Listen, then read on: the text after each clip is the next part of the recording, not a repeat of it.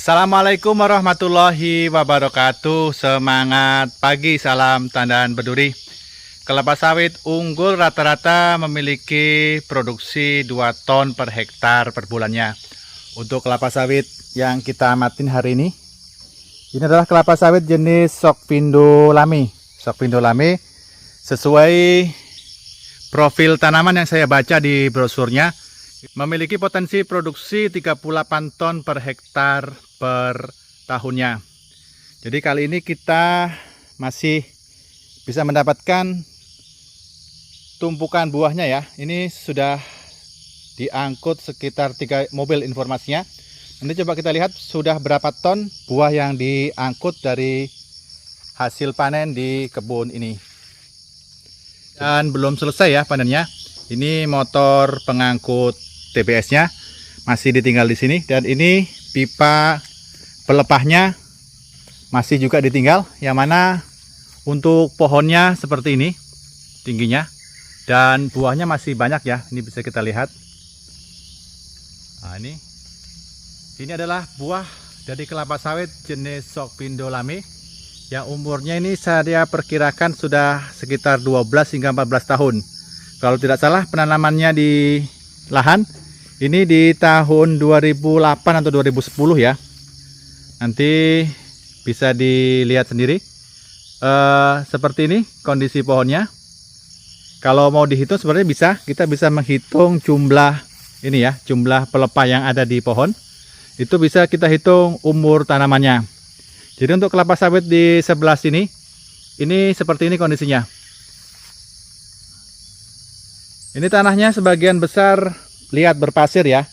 Untuk yang di area bawah sebelah sini, ini cenderung lebih tinggi komposisi pasirnya. Untuk di sebelah sana, itu juga cukup tinggi komposisi pasirnya. Sehingga di kebun ini kemarin sempat muncul gejala tanaman yang mengalami kekurangan unsur magnesium, di mana sebagian daunnya itu kuning dan yang di bagian bawah itu mengering. Ini nampak ada beberapa daun yang masih menunjukkan gejala seperti itu.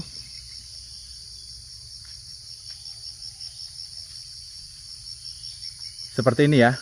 Ini kalau bisa kita lihat, itu ada satu pelepah yang daunnya agak kuning di bagian tepinya. Jadi pemupukan kiserit yang kita berikan di kebun ini sudah agak lama ya. Di barisan ini, di mana dulu gejala munculnya daun yang kuning dan di bagian bawahnya mengering itu cukup parah untuk 3 baris di sebelah sini. Tapi saat ini secara umum ini kondisi sudah membaik, sudah mulai hijau. Meskipun sudah kita berikan pupuk dolomit di kebun ini, namun antisipasi untuk gejala kekurangan unsur magnesium harus tetap kita lakukan dengan cara memberikan pupuk kiserit apabila muncul gejala daun yang mulai kuning.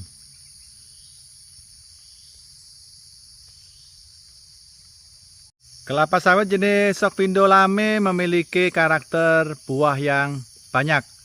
Hampir setiap bunga yang muncul adalah bunga betina.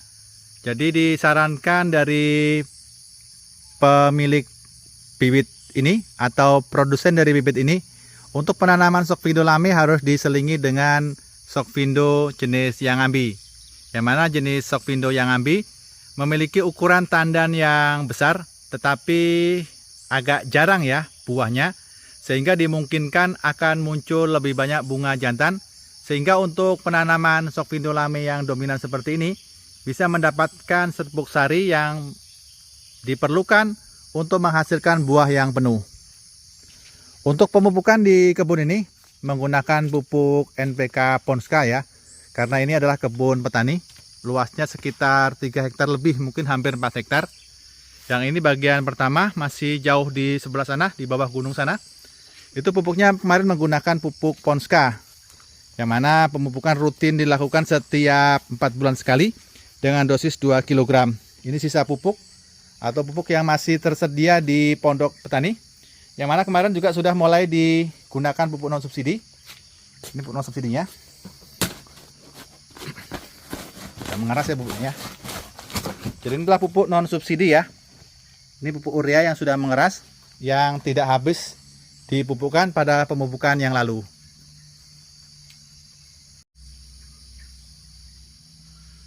Pengangkutan hasil panen atau pengumpulan buah di kebun ini dilakukan dengan menggunakan motor. Jadi motor yang digunakan adalah motor modifikasi seperti ini. Ini motor bebek yang diganti ukuran gear belakangnya lebih besar ya. Nah, dan ini gear depannya juga digunakan yang paling besar sehingga tarikan motornya lebih ringan. Dengan menggunakan keranjang besi seperti ini bisa mengangkut sekitar 150-an kilo ya untuk sekali angkut dari bawah pohon-pohon seperti ini. Jadi seperti ini jalanan pengangkutan untuk panennya. Yang di bagian bawah sana itu ada penanaman baru menggunakan jenis Sokvindo Lame juga, karena kita tertarik dengan tingginya produksi dari kebun ini sehingga kita putuskan untuk penanaman lahan 1 hektar di sebelah kebun ini menggunakan jenis Sokvindo Lame.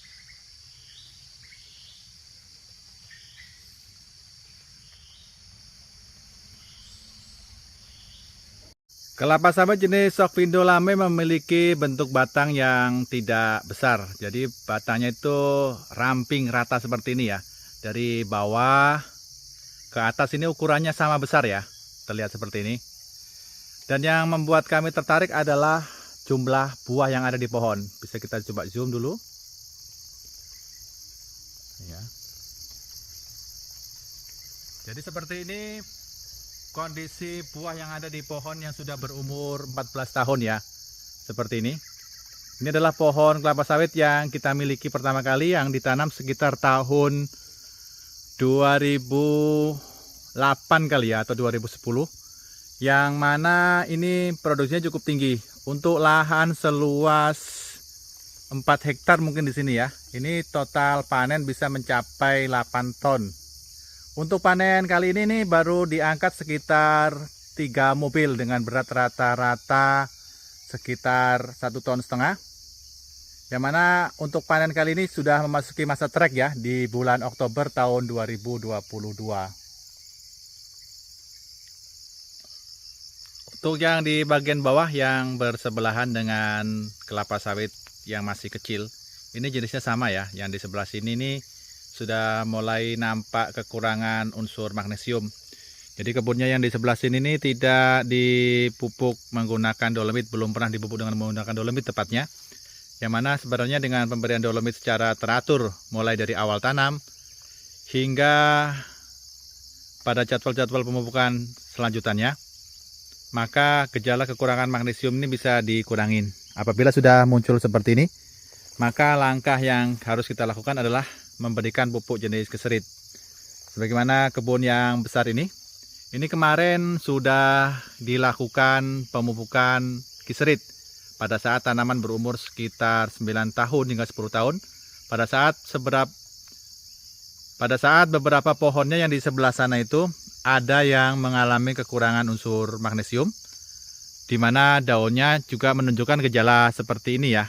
Pohon pelepah di bagian tengah ke bawah ini kuning, sedangkan di tengah pelepah hingga ke atasnya ini tetap hijau.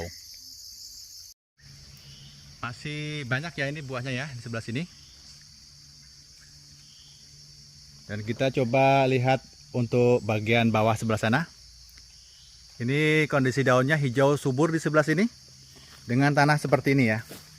Jadi ini tanahnya yang di sini kandungan pasirnya cukup tinggi. Nah, ini sekarang jalannya lewat sini ya. Dulunya jalannya lewat sebelah situ.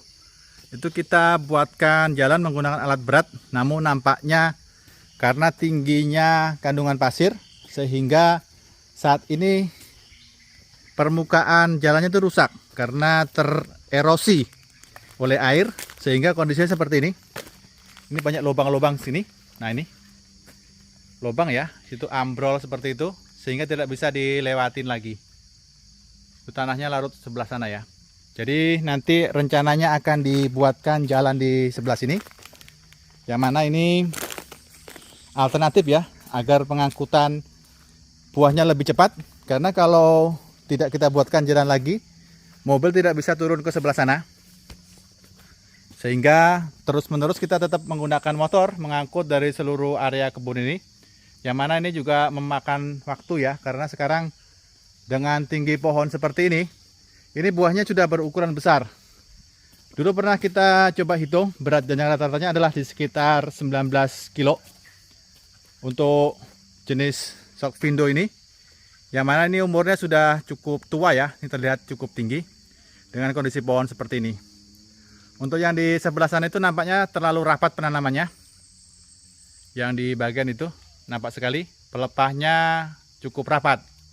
Dan untuk yang normal adalah yang seperti ini, jarak tanam yang benar, yaitu dengan kondisi pelepah yang seperti ini. Ini menunjukkan cukup ruang untuk tanaman tumbuh sehingga menghasilkan buah yang optimal. Oke, salam tanam berduri, sukses selalu untuk seluruh petani swadaya.